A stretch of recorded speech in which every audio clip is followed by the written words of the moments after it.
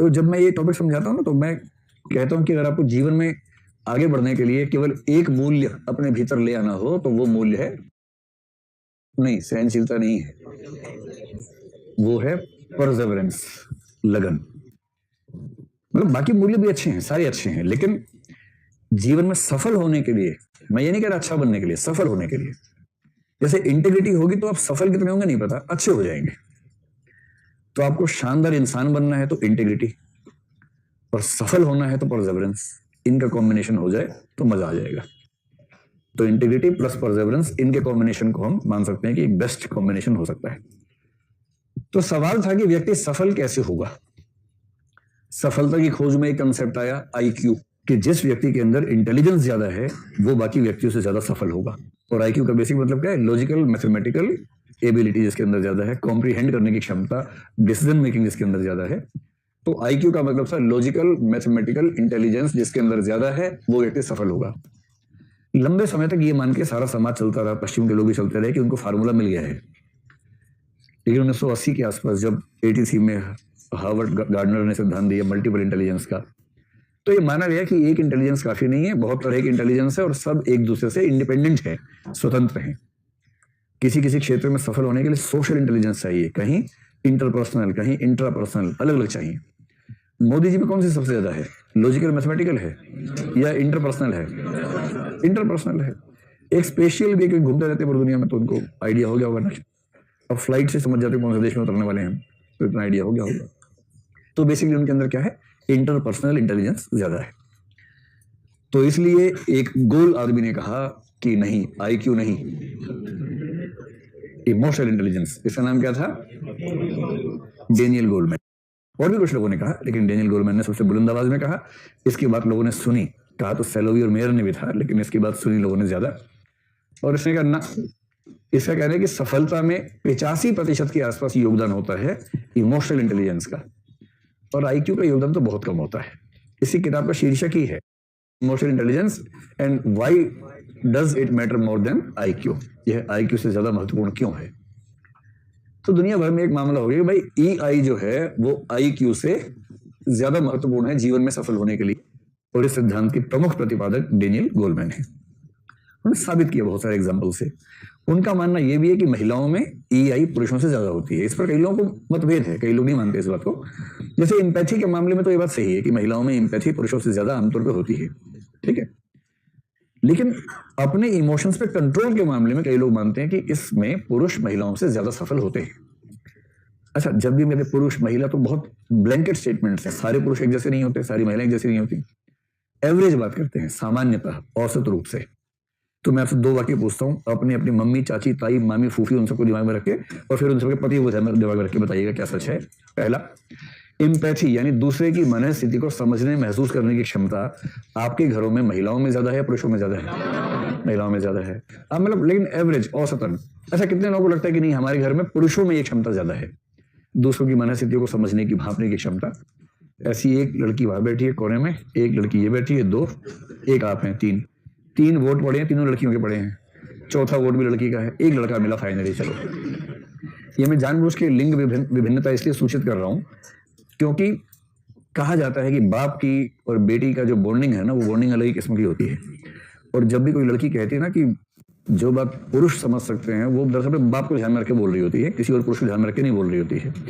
तो बेटी का पिता के प्रति एक विशेष लगाव, इसको मनोविज्ञान में, शास्त्रों में नहीं, मनोविज्ञान में इसको बोलते हैं इलेक्ट्रा कॉम्प्लेक्स।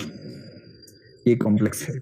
सीधी भाषा में कहें तो बेटी की पहली मोहब्बत बाप होता है और बेटी की पहली मोहब्बत माँ होती है। इसलिए किसी बेटी का ये महसूस करना कि मेरे पापा ज्यादा समझते हैं, नॉर्मल बात है ना। हम केवल एक खास संबंध की बात नहीं कर रहे, हम एक जनरल बात कर रहे हैं। अगर किसी लड़की को ये लगता हो कि उसके पापा उसके अलावा भी समाज में अन्य व्यक्तियों की वेदनाओं को, मनस्थितियों को उसकी मदर की तुलना में ज्यादा अच्छे से समझते हैं, तब ये सिद्धांत बनेगा कि पुरुषों में ये क्षमता ज्यादा है। लेकिन नॉर्मली ये बात मानी जाती है कि महिलाओं में ये क्षमता औसतन पुरुषों से ज्यादा है। वोटिंग नंबर 2, अब आप बताएं। अपने इमोशंस को कंट्रोल करने के मामले में, बहुत तेज गुस्सा आ रहा है किंतु आंख से, मतलब गुस्सा झलकना नहीं चाहिए, आंख लाल नहीं होनी चाहिए, अंगारे नहीं आने चाहिए आंख के अंदर। बहुत दुख हो रहा है किंतु आंख से आंसू टपकना नहीं चाहिए, आवाज भर्रानी नहीं चाहिए। इस मामले में अपने इमोशंस को कंट्रोल करने के मामले में महिलाओं और पुरुषों में ज्यादा बेहतर कौन है? पुरुष है। आप में से कितने लोग कहना चाहिए कि नहीं मेरी मम्मी ज्यादा स्ट्रांग है इस मम्मी पापा की तुलना में, कंट्रोल कर लेती हैं? ऐसा एक वोट आया, देखिए। नहीं, 3 4 5 6 हो गए। Good good good. तो अब बात तो है, सामान्य बात है, हम तो बात करें कि ज्यादा क्या दिखता है।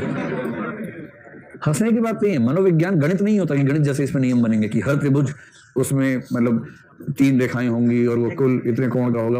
वो नियम यहाँ नहीं चलते हैं मनोविज्ञान में। मनोविज्ञान के नियम ये होते हैं कि अमूमन ऐसा होता है, इसके अपवाद हो सकते हैं। और कितने लोग मानते हैं कि हाँ, हमारे पिता में हमारी माता की तुलना में इमोशंस को कंट्रोल करने की क्षमता ज्यादा है। देखिए मोदी लहर चल पड़ी है, देखिए इतने में तो मोदी जी यूएन के प्रेसिडेंट बन जाते। इतनी लहर चल पड़ती, तो इससे थोड़ी कम लहर चली भारत में, इसलिए केवल भारत के ही हो पाए हैं अभी तक। तो इसका मतलब डेनियल गोलमैन का ये दावा कि महिलाओं में इमोशनल इंटेलिजेंस ज्यादा होती है, इस पर कुछ सवाल लग सकते हैं कि emotional intelligence is a set of qualities, और उनमें से कुछ क्वालिटीज पुरुषों में ज्यादा हो सकती है, कुछ क्वालिटीज महिलाओं में ज्यादा हो सकती हैं। कुछ लोगों ने कहा कि IQ EI सब बच्चों वाली बातें हैं। जीवन में अगर सफल होना है तो चाहिए SI, sub inspector.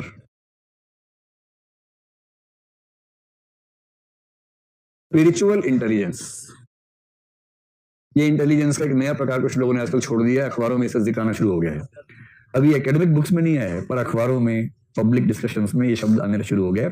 Spiritual intelligence, जिसके पास ये होगी वो जितना सफल, सार्थक, शांत और कंटेंट।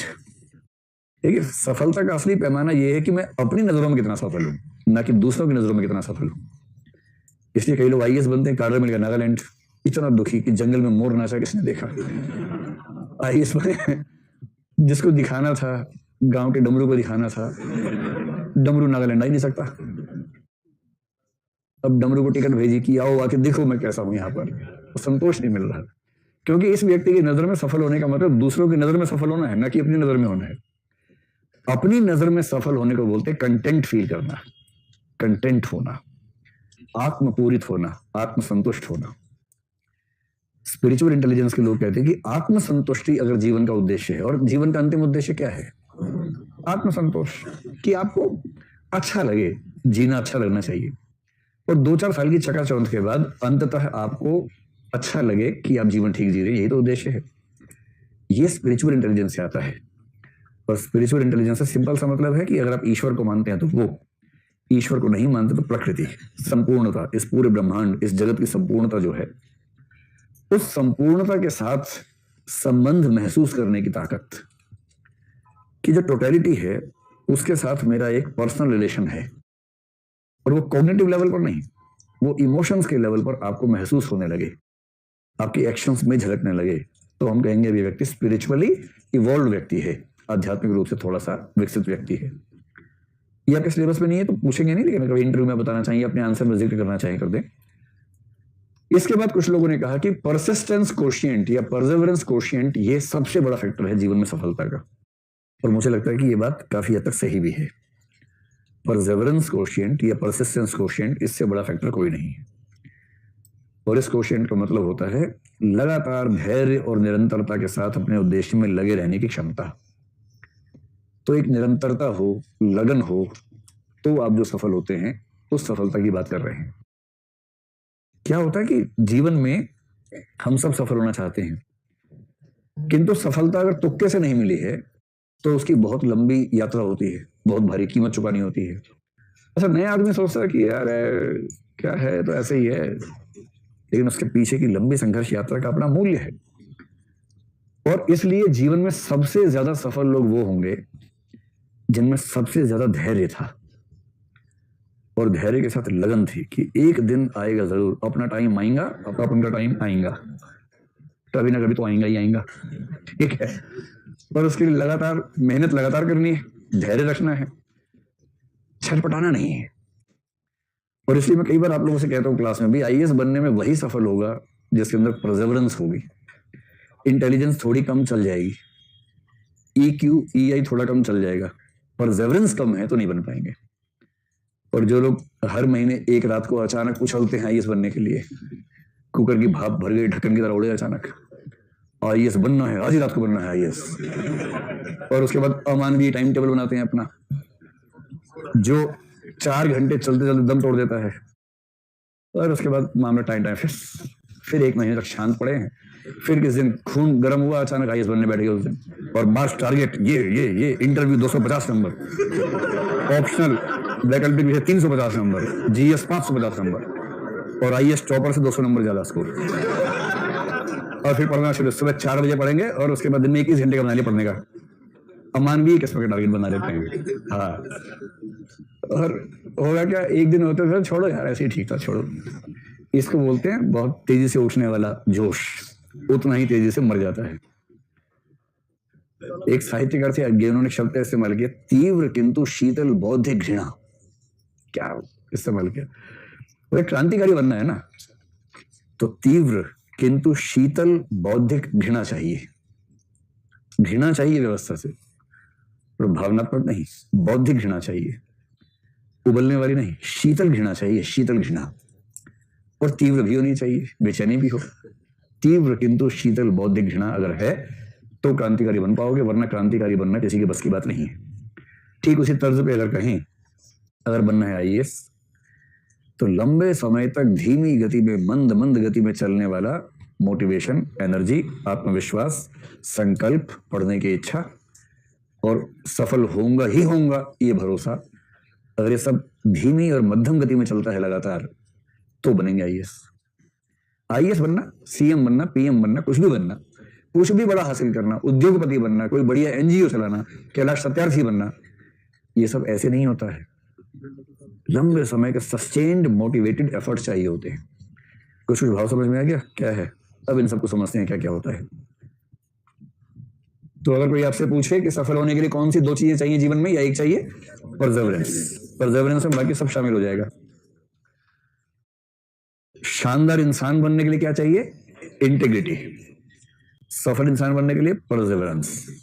कायदे की बात करने के लिए ऑब्जेक्टिविटी चाहिए। ये हो गया deadly combination, objectivity, integrity, Perseverance. अगर ये 3 चीजें आ गई तो उसके बाद कोई माइका लाल आपको बड़ा इंसान बनने से रोक नहीं पाएगा, क्योंकि ये 3 गुण एक किले की तरह आपकी रक्षा करेंगे। धैर्य। धैर्य क्या होता है? देखो, धैर्य का मतलब सिंपल क्या होता है? धैर्य का संबंध है टाइम से, समय से। सही समय का इंतजार करने की क्षमता। सरलतम भाषा में कहूं, सही समय तक इंतजार करने की क्षमता। इसमें टाइम फैक्टर बहुत काम आता है। समय, अच्छा, सही समय तक इंतजार करना है, ये कब कब जीवन में आ सकता है? 2 स्थितियों में आ सकता है। एक तो आ सकता है कि आप किसी ऐसे उद्देश्य के पीछे चल रहे हैं जिस उद्देश्य को हासिल करने की प्रक्रिया ही बहुत लंबी है। ठीक, तो एक तो हो सकता है दूरगामी उद्देश्य, जैसे आपने आईएएस का उद्देश्य चुन लिया। अब ये उद्देश्य दूरगामी है, ये ऐसा नहीं कि कल रात को मनुआ सुबह आईएएस बन गए, है ना। इसमें तो आपको तैयारी करेंगे 1-1.5 साल, उसके बाद एग्जाम देंगे, एग्जाम भी जिस साल शुरू होगा उससे अगले साल खत्म होगा, फिर सिलेक्शन के बाद ट्रेनिंग 6 महीने बाद शुरू होगी, फिर 2 साल ट्रेनिंग चलेगी, उसके बाद जाके पोस्टिंग मिलेगी। पूरी 5 वर्षीय योजना है।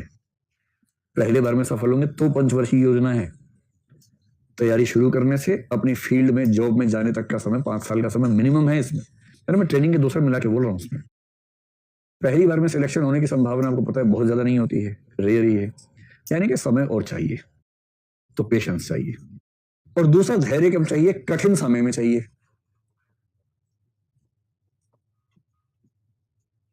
कठिन समय में।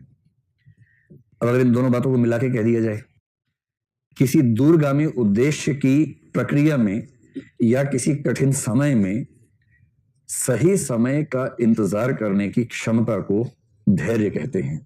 बाकी समझ गया? आप नोट कर लेंगे अपने आप ना। तो किसी दूरगामी उद्देश्य की प्रक्रिया में या किसी कठिन समय में सही समय का इंतजार करने की क्षमता को धैर्य कहते हैं या पेशेंस कहते हैं। So simple. इन्हीं में से एक पक्ष को अगर ले लेंगे उसको बोलते हैं फोर्टिट्यूड। फोर्टिट्यूड क्या है? ये वो सहनशीलता है जो कठिन समय में, कठिन समय या कठिन संघर्ष में, भाई कठिन समय कठिन संघर्ष किसके जीवन में नहीं आते हैं? आते ही हैं कभी ना कभी। अब आप उस समय चिल्लपो मचाते हैं, जमीन पर लेट लेट के रोते हैं, गला फाड़ फाड़ के रोते हैं, या शांति से झेल लेते हैं उसको। तो कठिन समय या संघर्ष को शांति के साथ और साहस के साथ, शांति और साहस के साथ झेलने की क्षमता।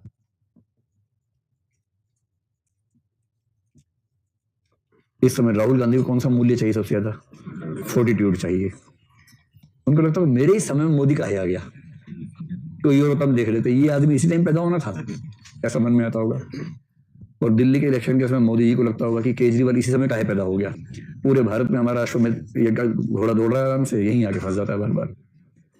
तो लगता होगा उनको भी, तनाव तो होता ही होगा। तो फोर्टिट्यूड भी सहनशीलता है, धैर्य के नजदीक है, किंतु इसका संबंध इसमें यह नहीं है कि लंबा उद्देश्य है, समय लग रहा है, वेट करना, वो नहीं।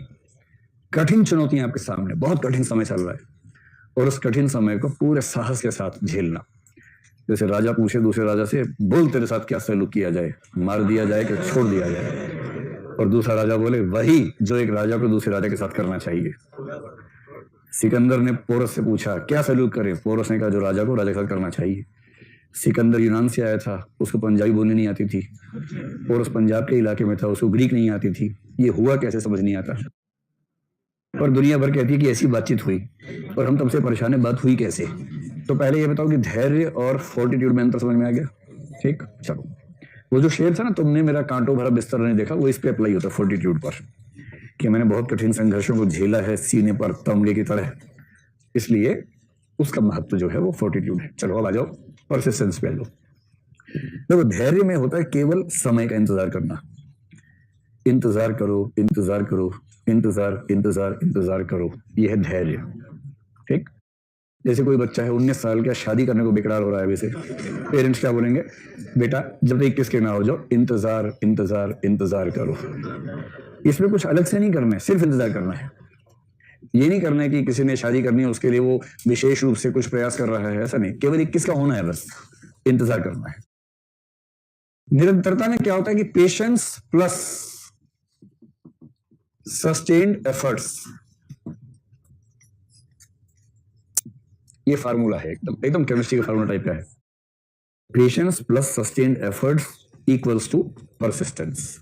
अर्थात परसिस्टेंस, निरंतरता में पेशेंस तो है ही, पेशेंस तो है ही है इसके अंदर, साथ में एक चीज और भी है, उसका नाम है सस्टेन्ड एफर्ट। सस्टेन्ड एफर्ट का मतलब है प्रयास की निरंतरता। किसी, अब देखो परिभाषा क्या हो जाएगी, इसमें कठिन समय वाली बात हटा देंगे, इसमें सिर्फ ही आ जाएगा उद्देश्य में।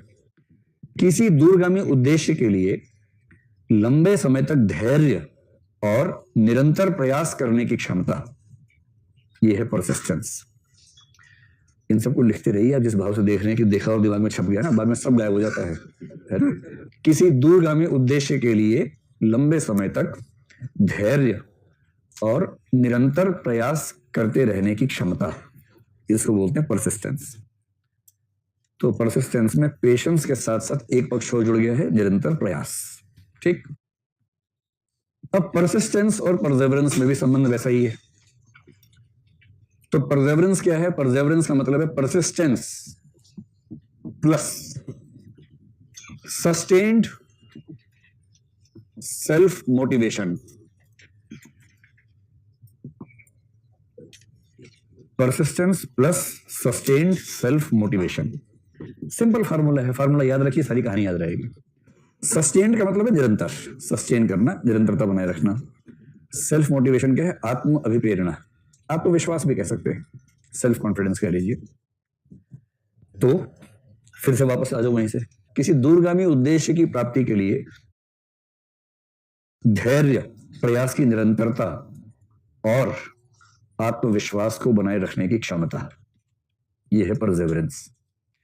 तो परसेवरेंस और परसिस्टेंस लगभग जुड़वा बहने हैं, नॉन आइडेंटिकल ट्विन्स हैं, थोड़ा बहुत अंतर इनके बीच में है, मोटे तौर पर बात एक जैसी है, इनमें बहुत अंतर नहीं है। अच्छा लगा? फिर से बोल दें, लीजिए इरशाद, फिर सुनिए आप, सुनिए। ये कहा है किसी दूरगामी उद्देश्य के लिए लंबे समय तक धैर्य, निरंतर प्रयास तथा आत्मविश्वास बनाए रखने की क्षमता को लगन कहते हैं। अब एक शब्द है डिटर्मिनेशन। डिटर्मिनेशन क्या है?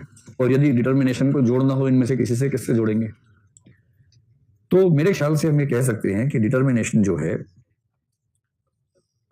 अगर एक वाक्य में कहूं, डिटर्मिनेशन एक मानसिक स्थिति है जो व्यवहार में आती है तो परसिस्टेंस बन के आती है। डिटर्मिनेशन क्या है? मुझे आईएएस बनना है, बनना है, बनना है, पढ़ूंगा नहीं अलग बात है, बनूंगा तो आईएएस ही बनूंगा, बातें नहीं करूंगा, आईएएस बनना है, बनना है, तो पढ़ाई तो कर लो, पढ़ाई नहीं करेंगे यार, बनेंगे आईएएस। डिटर्मिनेशन वाला व्यक्ति सामान्यतः प्रयास भी करेगा। तो परसेवरेंस या परसिस्टेंस है, परसिस्टेंस जो है इसका जो मानसिक हिस्सा है वो है डिटर्मिनेशन।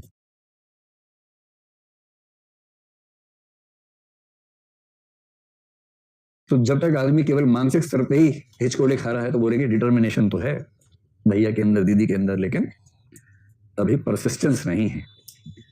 तो डिटर्मिनेशन जब निरंतर प्रयास के रूप में आ जाती है तो बन जाती है परसिस्टेंस, और जब तक मानसिक संकल्प के रूप में है तब तक होती है डिटर्मिनेशन। बात स्पष्ट हो गई? इनमें से कोई भी मूल्य पूछेंगे आंसर बता देंगे?